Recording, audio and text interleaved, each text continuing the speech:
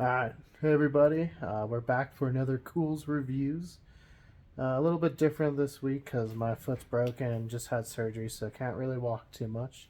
We're stuck on the couch, so we're just trying to catch up with some more stuff. As usual, my name's Keegan. Joining me today is... Hi, I'm Andrew. Hello, I'm Sam. Alright, so today we watched one I think we've talked about doing in the past. It's called Alien Planet. And this is kind of like a simulated mission where they've brought together a lot of, well-known scientists like Stephen Hawking or Michio Kaku and stuff like that to really put together a realistic alien mission to a planet that they call Darwin IV in the Darwin system and really flesh out this world as far as its ecosystems and animals and life forms. And what's kind of neat is, unlike most alien things we watch, we're the aliens. And we even have our own UFOs. Not very good UFOs, but we do have UFOs. So jumping into it, I guess we'll just say things we liked or didn't like, maybe some of the creatures we liked or designs. Andrew, is there anything you want to start us off with? Yeah, I mean, my favorite ones were, they looked like shriekers from the movie Tremors. Those are my favorite little critters. Yeah, we saw them a couple times. And they kept rotting in the ground. They were adorable. They were. Sam, how about you? Any favorite animal or thing from this? They were called skewers. They're kind of like plane-like ones with a giant kind of knife or skewer on it. Looked like a flying narwhal. Yeah, kind of. A narwhal that was placed on like a fighter jet. Just like Yeah. True. Just was skewering that poor animal like 6 times. Yeah, they were like. They seemed like they were playing Kick the can. kind of like killer whales do with like some of their prey, but opposed from them just playing like killer whales, they were actually feasting off it, which was really interesting by like skewering back and forth. Yeah, mine was the dagger wrist. I really enjoyed that one. It was kind of weird. I had like this movable mandible thing that I would just stab that. Yeah. Well, that's what it was using to feed. That was like its mouth type of thing. It was interesting. They were all very interesting. They were all very interesting. Another thing I liked about this is, unlike a lot of alien stuff, where you see in Hollywood, I should say, we see animals that don't necessarily look like our animals.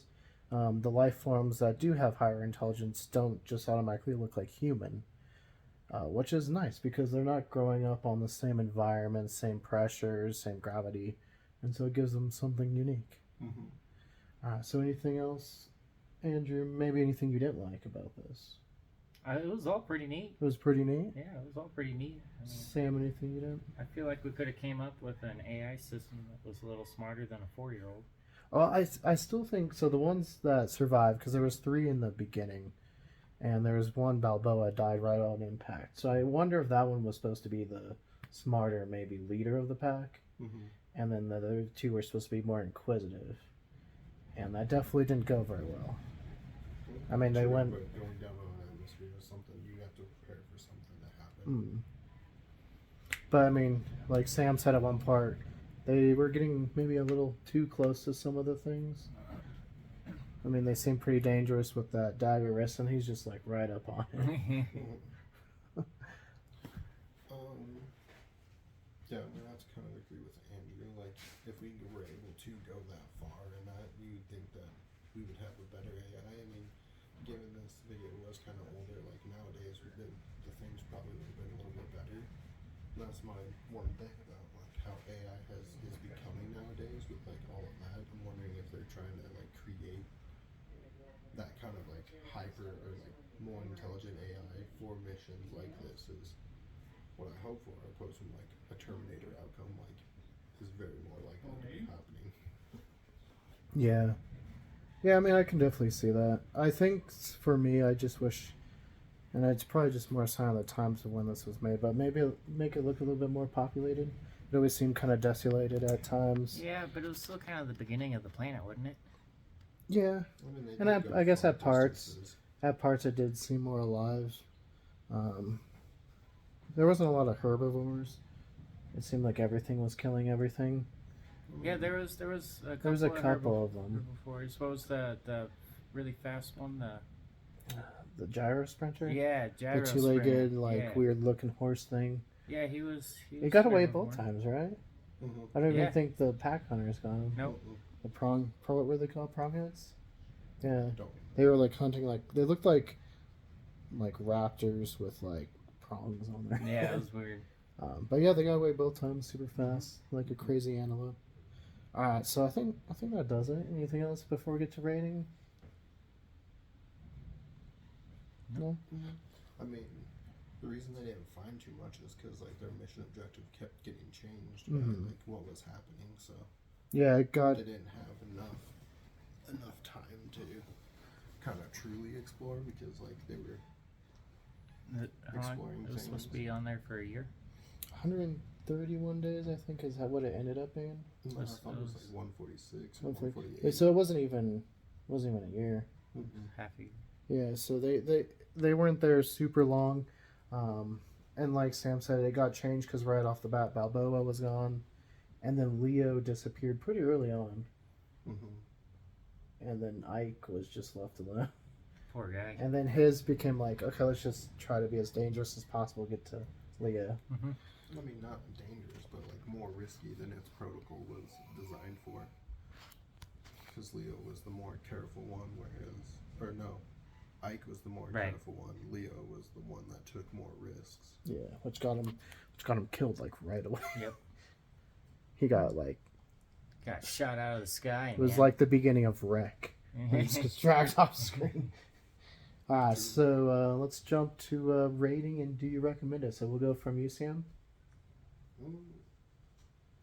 I would say 10 out of 10. I mean, I thought it was pretty good.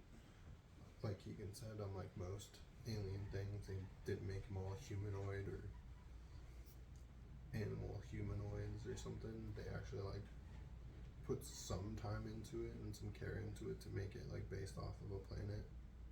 So yeah, I would recommend it. It was definitely pretty good and interesting. Cool. Andrew? Yeah, I mean, I thought it was really neat too. I would probably give it an 8 out of 10 just because I feel like I would rather have seen a little more effort put into the AI kind of stuff and making it a little smarter to be on a planet. We're just kind of exploring. You don't want a 4-year-old exploring a brand new planet, do you? I mean, I guess not. At least not in this case. It didn't end up very well. I'd probably agree. I'd say 8 out of 10. It still holds up pretty well considering it's almost 20 years old. Yeah. So yeah, I think we all recommend it at least and give it pretty high rating. So if you want to go see some a little bit different, maybe a little bit something about speculative evolution on a different planet, and something good as far as it's not, like we've said, just humans or things that look human in nature, go check it out. We'll try to link some stuff you can find on Amazon to buy on DVD, and it's relatively cheap still, so go check that out in the description below.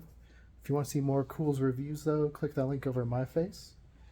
To see more about what we're doing here at Culz Paranormal, click that link over Sam. Usually it's like probably about here.